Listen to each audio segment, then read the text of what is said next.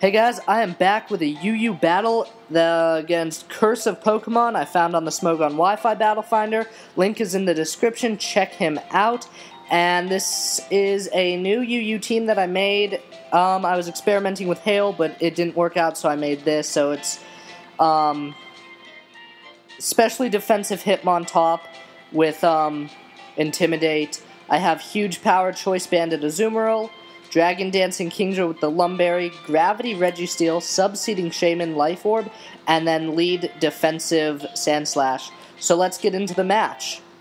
I'm going to go ahead and lead off with Hitmontop because I wanted to get the Intimidate off on his Victini if it turned out to be Scarfed, and since he led with it, I'm going to go into Sandslash because I know I can take a physical hit, and he went for the U-turn, so that's usually a good indicator that it is Scarfed.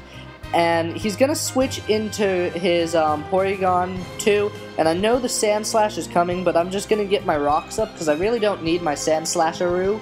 And he's actually going to go for the Toxic, which is fine by me. I mean, Sandslash can be a wall, so I'm sure the Ice Beam would have done more, though.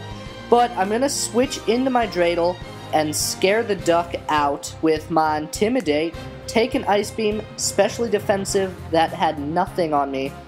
Clearly, I'm going to switch out because I know the close combat is obvious, so the switch into Gligar will happen. So I double switch into Luis, get up a free Dragon Dance, so I'm now at +1 attack, +1 speed. I know Ambipom is going to go for the Fake Out, so I just go for the Body Slam, but it actually decides to go for the Low Kick, which still doesn't do all that much damage, even though it's Life Orb. The Fake Out would have done. Always go for the Fake Out if you have it, because, you know, you get a flinch. What can go wrong? So now I'm going to switch up my moves, go for the Waterfall, and whack this Gligar in the face. Luis is doing work. Gligar is now out of here. Sends in Porygon 2. I know it can take a hit, and I don't exactly want to take a Thunderbolt, but I figure an Outrage might be able to do a nice chunk. The Thunderbolt does not finish Luis off. In fact, it does very little, and Outrage is able to take the Porygon 2 out, which is...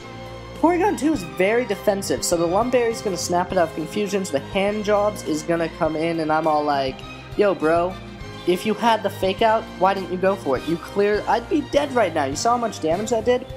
Anyway, it's going to be a double down, and I'm going to go back into Dreidel, because Victini is an obvious choice, so I'm going to get that Intimidate, and then switch into my Sandslash to take whatever Victini wants to throw at me after that Intimidate. The Zen Headbutt does no damage at all, and I'm just going to go for the Stone Edge, because I would go for the Earthquake, but the Mew has Levitate, so Stone Edge would also hit the Victini in case it decided to stay in. And that does little damage to the Mew, so I don't want to stay in. So what I'm actually going to do is switch into my Balls of Registeel to take the Psychic attack, obviously. And then I want to go for the Gravity and then Zap Cannon it, but since the Gligar is gone, everything will take a Zap Cannon.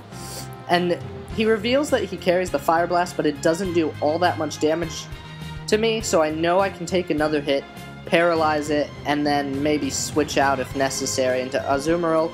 But this Mew is magical and gets the crit, and I'm sitting there and I'm like narrating to myself as I'm battling. I'm like, and unfortunately it gets the crit, and then it got the crit, so I was like, well, I called it.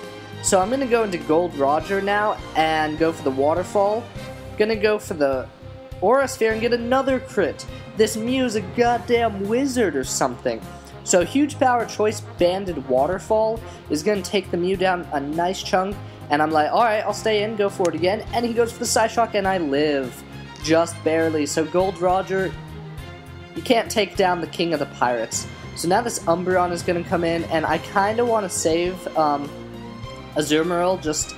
You know, because that Choice Banded Aqua Jet would do a nice bit, so I switch into Sandslash, expecting maybe a status, but just goes for the payback, not going to hurt me at all. So, what I'm going to do now is I'm going to double switch into Bushwhack the Shaman, because I do have Natural Cure, so if he decided to predict a switch or whatever, I don't know. Now I'm going to go for the sub as he goes for the payback. Breaks the sub, but I went for the sub thinking the Victini would come in and then I could Earth Power it.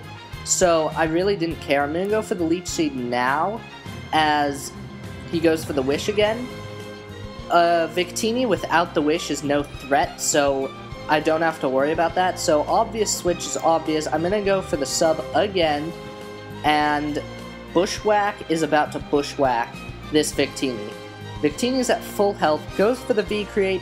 It's going to take out the sub, obviously, but after the special defense drop, Bushwhack's max attack life-orbed Earth Power is just going to OHKO it. Straight down. Victini had nothing on Shaman, unfortunately. So now the Umbreon's going to come back in. I'm just going to set up a Leech Seed. Had I seen how much damage the Seed Flare could do, I would have just gone for it, but I actually expected it to be like a 3-hit KO, because I know Umbreon is pretty bulky, but it actually does it does a nice little bit, and after the Specs drop, it's going to be an easy kill.